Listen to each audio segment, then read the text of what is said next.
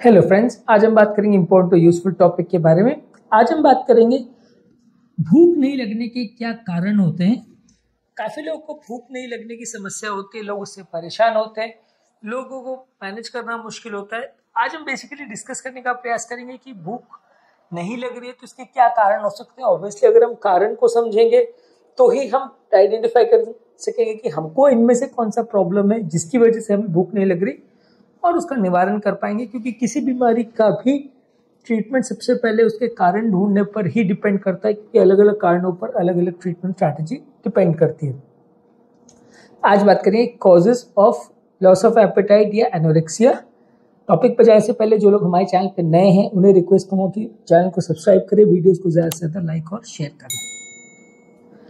सबसे पहले देखिए, भूख नहीं लगने की कुछ केसेस में तो थोड़ा जेनेटिक फैक्टर्स भी होता है।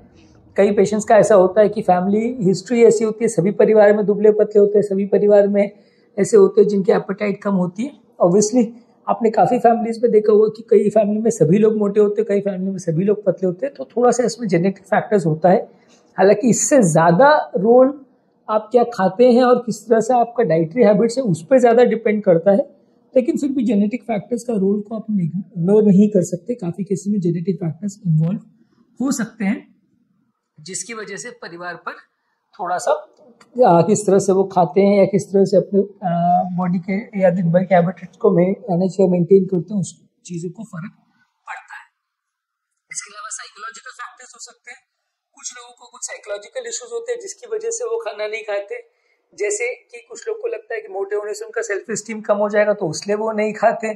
कुछ लोग को परफेक्शनिज्म में रहती है कि भाई मेरे को वजन बिल्कुल इतना ही मेंटेन करना है, मतलब कितना ही करना है, 6 पैक आप होने चाहिए तो मतलब होने चाहिए, मेरी लाइफ और डेथ उस पर डिपेंड करती है। तो ऐसा कई लोग का थोड़ा सा साइकोलॉजिकल इश्यूज भी रहते हैं जिसकी वजह से भी उनका एपेटाइट पर बहुत ओवर कंट्रोल वो करते हैं, जिसकी वजह से उनका एपेटाइट धीरे धीरे कम ही हो जाता है, वो कम ही खाने लगते हैं। कुछ साइकोलॉजिकल बीमारियां भी होती है जिसकी वजह से ऐसा होता है, जैसे एनोरेक्सिया नर्वोसा है या बुलिमिया नर्वोसा है। उसमें एनोरेक्सिया नर्वोसा में तो क्या इतना आपका साइकोलॉजिकल इशू होता है कि आप साइकेट्रिक प्रॉब्लम की वजह से ही खाना बंद कर देते हो। मन में इतना ज़्यादा डर हो जाता है कि मैं मोटा हूँ तो कोई मुझे बुरा बोलेगा, इसकी वजह से आप खाना ही बिल्कुल कम कर देते हो। बुलिमिया नर्वोसा में तो ये होता है कि आप इतना ज़्यादा डरते हो कि आपका वजन ना बढ़ जाए, कि इसलिए आप खाना खाने के बाद इंड्यूस कर करके वॉमिट करवाते हो ताकि वो पूरा खाना बाहर आ जाए। तो इसको बुलिमिया नर्वोसा बोलते हैं। ऑब्वियसली ये दोनों बीमारियां हैं और इसमें कंडीशन और ज़्यादा बिगड़ जाती है, सुधरने के बदले आदमी दुबला नहीं उल्टा मैलनरिश्ड हो जाता है।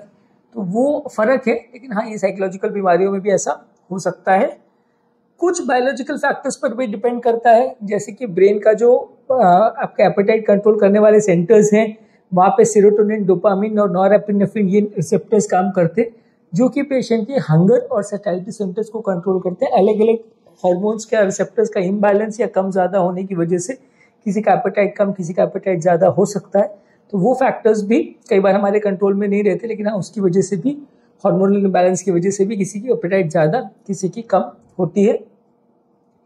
कुछ लोगों का डाइटरी टेंडेंसीज ऐसा होता है या डाइट करने का टेंडेंसी ऐसा होता है जिसकी वजह से वो अपने एपेटाइट को इतना ज़्यादा रिस्ट्रिक्ट कर लेते हैं, जिसकी वजह से उनका लॉन्ग टर्म एपेटाइट या खाने का आदत ही कम हो जाता है, भूख लगना ही कम हो जाता है।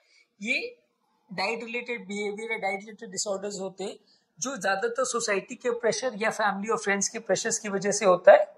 इसके अलावा कल्चरल और पीयर प्रेशर्स का भी रोल रहता है। कई बार आप कि फैमिली में कोई इंपॉर्टेंट फंक्शन होने वाला है या मैरिज होने वाली है, कुछ होने वाला है, तो उसमें अपने आप को फ्लॉन्ट करने के लिए या फ्रेंड्स के प्रेशर्स में आके भी कई लोग खाना पीना बहुत कम कर देते हैं कि मुझे फिट होना है, दुबला होना है, ये होना है। तो उसकी वजह से फिटनेस के बदले वो आपका लॉस ऑफ एपेटाइट बन जाता है।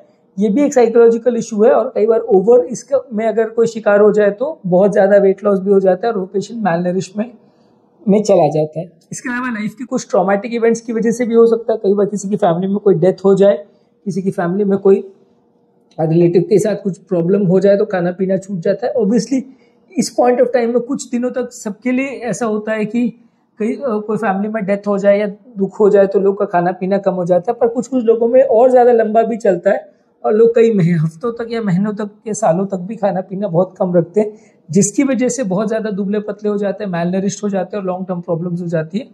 तो ये भी एक इम्पॉर्टेंट कारण है कि कई लोग को फैमिली के बैड इवेंट्स या बुरे इवेंट्स या सोशल इवेंट्स की वजह से भी, उसके दुख की वजह से, ग्रीफ की वजह से भी लोग खाना पीना कम कर देते हैं।